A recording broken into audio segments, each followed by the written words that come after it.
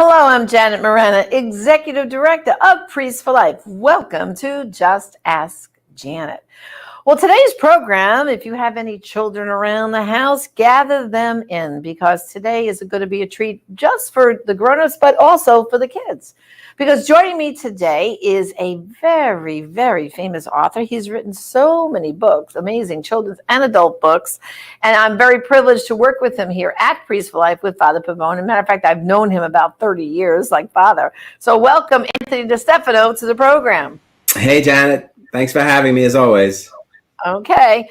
So for our viewers here who maybe aren't familiar with your great writing skills, when did you first say, I just want to write a book? And I think your first book was a children's book or not? What was your first one?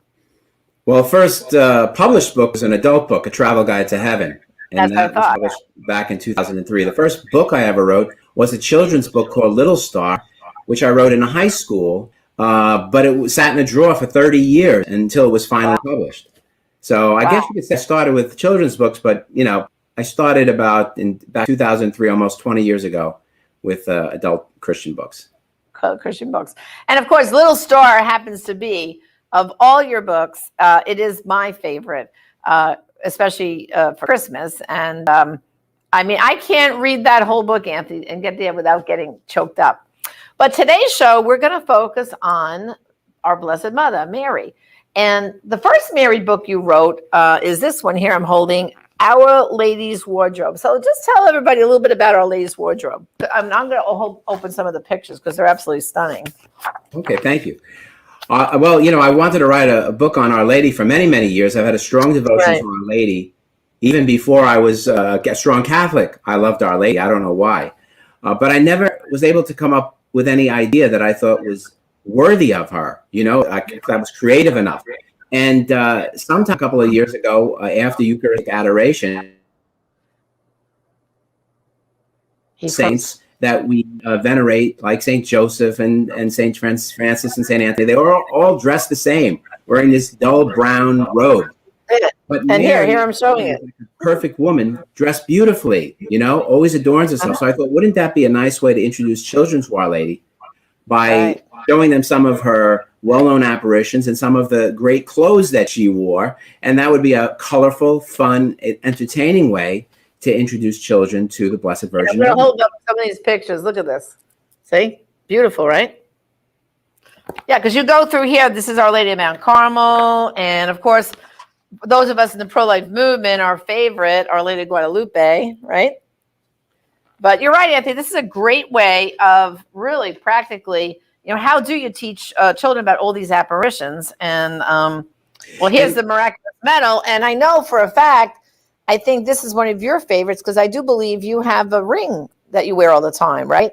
To the miraculous medal. But I also wear one around my neck, Yes, very much. Well, if you get all those graces from Our Lady and all those miracles, I need graces in my life. I don't know about you. Oh, always. Well, anyway, this Our Lady's Wardrobe was, came out last year, right? Yeah, it did, and it surprised all of us. I thought it would be popular, but I had no idea that it would be such a big bestseller, and people were clamoring right away for more, because obviously Our Lady has more titles than just those that are known, from her apparitions. She's got so many other titles. So in comes the new book today. Of course, it's a special day. It's February 18th. This is the launch of the newest book, which is Our Lady's Picture Book. So tell us a little bit about this one, Anthony. Well, as I was just saying, I wanted to write a sequel because so many people wanted it too. So many people were telling me, well, what about you didn't include this Our Lady title or this title? But I was just trying to come up with a good idea. I wanted to write a book that was worthy of Our Lady, not just another sequel for the sake of writing a sequel. And it hit me one day that there's so many paintings and sculptures and stained glass images of Our Lady that have come down to us through the ages. And that goes perfectly with the age that we're in right now. We're really living in the age of the picture, right? I mean, Snapchat and Instagram and, Facebook and YouTube, everybody's taking selfies. Everybody's, using smartphones to post pictures of themselves and their family. And I thought to myself, what if Our Lady had her own family picture album? What kind of favorite images and favorite memories would she have in such an album? And that was the idea. Once I had that idea, I thought that's a great way to have a second book, which would round out the apparitions to include other images that didn't necessarily have to do with apparitions, but were just titles that Our Lady has. Right. And of course, we have a special treat right now because I know, Anthony, you went into a studio and you did a reading of Our Lady's picture book. So let's take a look at that right now.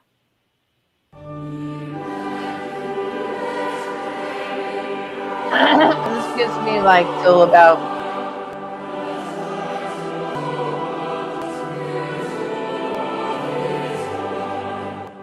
Our Lady's Picture Book, written by Anthony DeStefano, illustrated by Juliana Kolosova.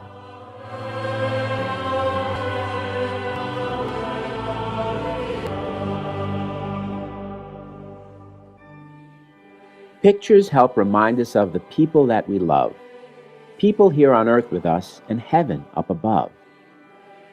Throughout the years, Our Lady has been shown in many ways, in paintings, statues, books, and cards, and holiday displays. These images can help us pray and make us faithful too. From Our Lady's Picture Book, here are just a few. When Jesus was a tiny tot, Our Lady got him dressed. She took him to the temple so the baby could be blessed. Then Mary turned and saw a man, faithful, wise, and old. He told her she would suffer and the sword would pierce her soul. And sure enough, the man was right, and what he said came true. Mary's life was very hard and full of sorrows too. So when you're feeling sad and blue and gloomy now and then, ask Our Lady for her help to make you smile again. When Jesus was a little boy, he had a scary dream. He saw a cross and spear and nails and woke up with a scream. His mother took him in her arms and hugged and squeezed him tight. She kissed his head and held his hands, and soon he felt all right. So when you're scared and filled with fear and don't know what to do, ask Our Lady for her help, and she will comfort you. When Mary lived in Nazareth, her house was made of stone. Our Lady stayed there many years until her son was grown. This house in which the family lived together happily was flown by angels in the sky and brought to Italy. So when your family needs some prayers and isn't doing well, ask Our Lady for her help to bless the place you dwell. When Mary's mission was complete and all her work was done, her soul and body God took up to be beside her Son. From heaven she can help us more with constant loving prayer, sending graces down to us and people everywhere. So when your body's feeling weak and sluggish, sick and sore, ask Our Lady for her help to make you strong and pure. When ships at sea are caught in storms and black clouds fill the night, Our Lady leads them to the shore just like a guiding light. She's often called the Northern Star because she points the way to safety in the arms of Jesus when we go astray. So when you're lost and in distress and feeling all alone, ask Our Lady for her help and she will lead you home. When Christian people on the earth throughout their history were persecuted for their faith, they prayed the rosary. And when these Christians had to fight in battles on the sea, Our Lady helped them with her prayers and gave them victory. So when you're feeling overwhelmed and trying not to sin, ask Our Lady for her help to struggle till you win. When children misbehave by being bad and telling lies, God forgives them always if they just apologize. The Lord is kind and merciful to children big and small. He helps them get back up again the moment that they fall. So when you've sinned by doing something God does not allow, ask Our Lady for her help to say you're sorry now. When all the world is plagued by wars and hatred fills the air, Mary prays to God for peace and friendship everywhere.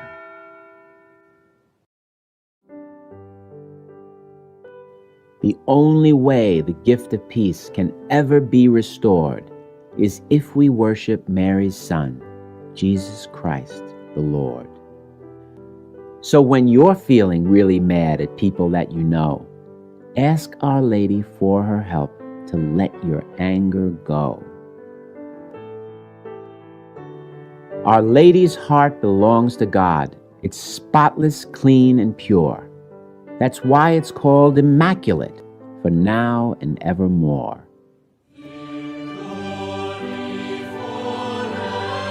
Her heart in heaven beats with love for boys and girls like you.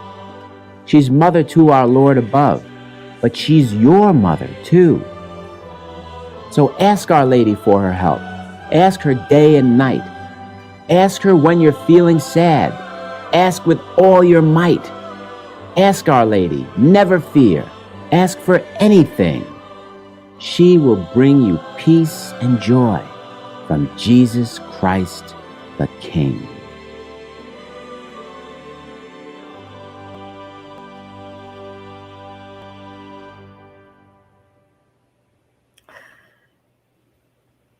Wow, that was beautiful. And I'll tell you, Anthony, this book now, along with this one, I mean, both of these books, the illustrations are absolutely amazing. I mean, I just love every one of them.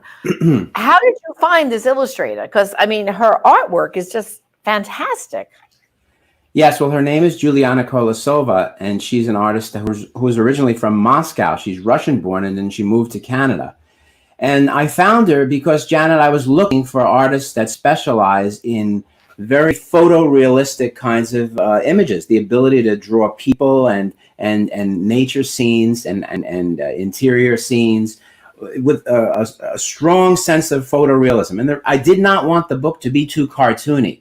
You know, some of my other books, Janet, you know, where there are animals like the donkey that no one could ride. You want it to be more like a Disney type of Warner Brothers, have that kind of an animated look.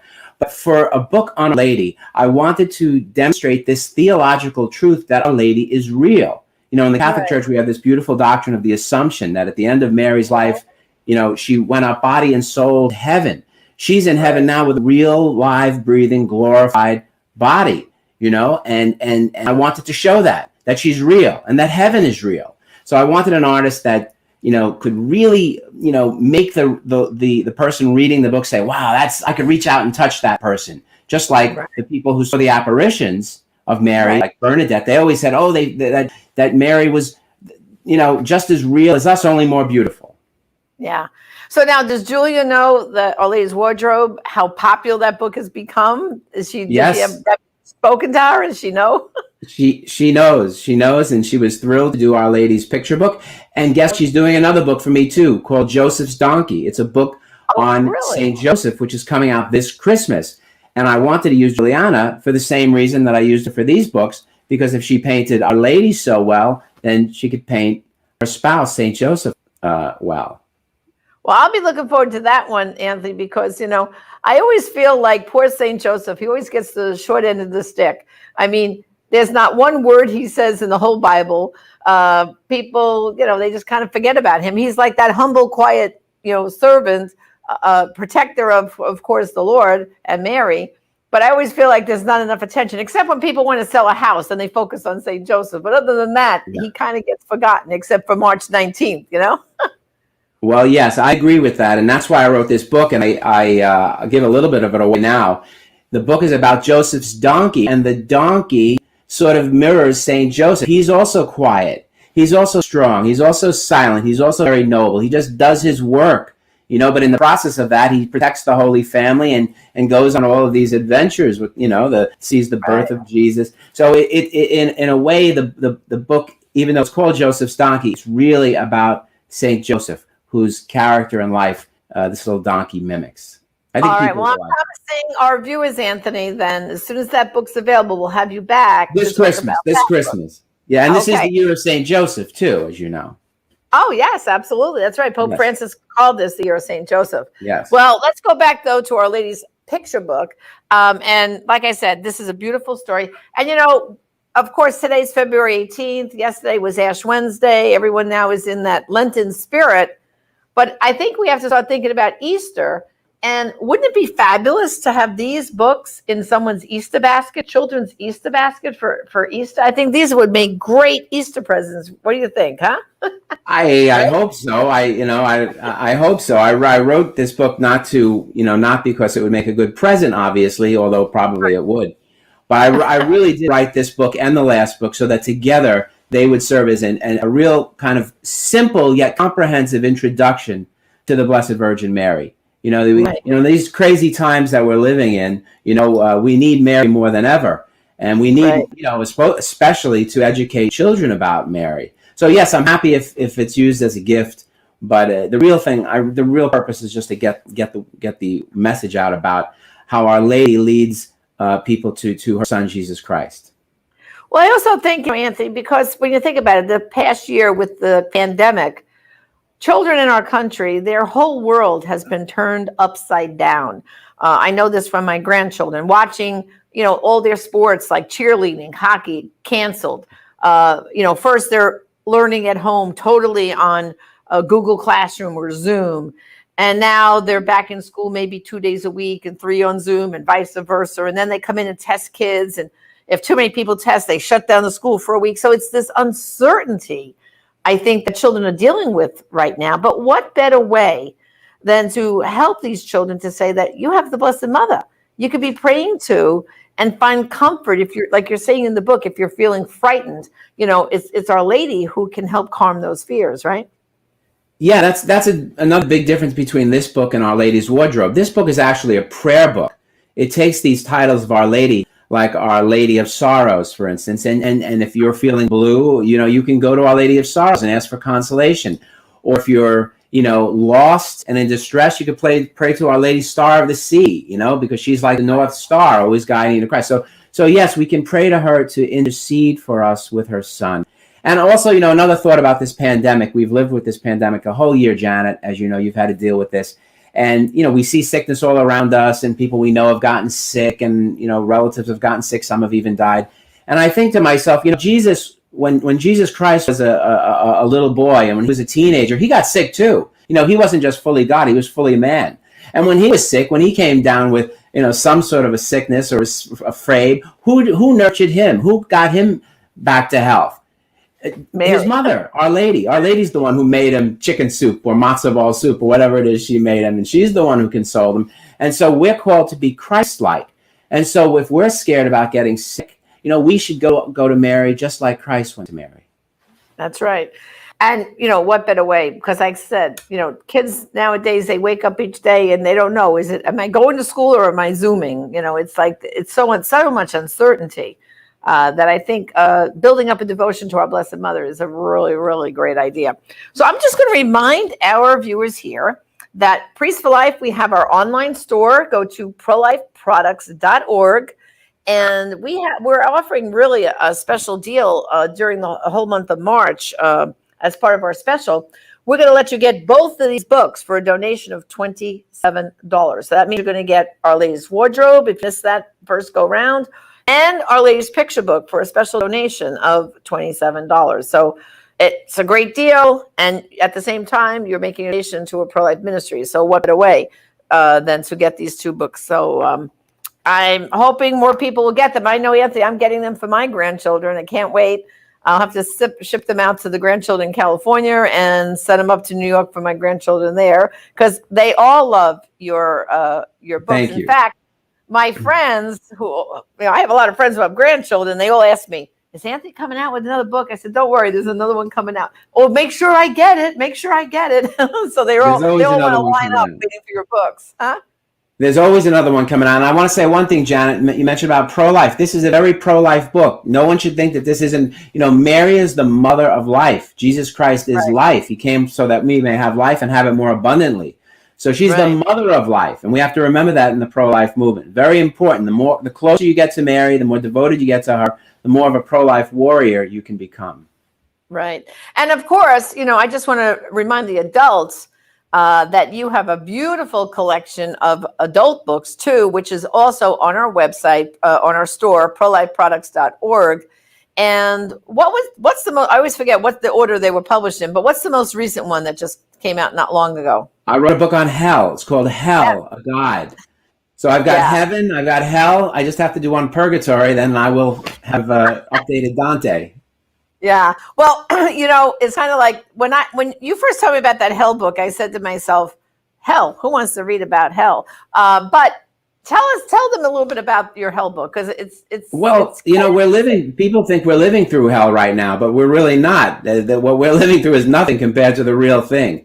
And a lot of people don't believe in hell because they don't believe that God would ever punish anyone, since God loves us so much. What they don't realize is that people choose to go to hell. Just like the devil and the demons were able to choose to go against God, so human beings can choose to go against God. And we see it happening all around. We see the presence of evil all around us. And this book is it's not a downer. It's I think it's an inspiring book because it shows us what not to do and the attitude we shouldn't have, the hardened, prideful, wicked attitude that we have to avoid if we want to avoid that terrible place. Well, Anthony, too, I think the problem, too, with hell is we don't hear it preached from the pulpit anymore. I mean, when I was a kid, we heard a lot about hell. We heard about, the devil is prowling around the world, seeking the ruin of souls and all that. But in this day and age, they don't preach about hell. Well, sometimes they're afraid it's going to come up being too cartoonish, and a lot of times people have this very immature, ignorant, cartoonish idea about hell, and it's not any of those things. It's real. Just like heaven is real, hell is real. And the whole point of this book was to demonstrate how it could be so, and in a compelling and persuasive way.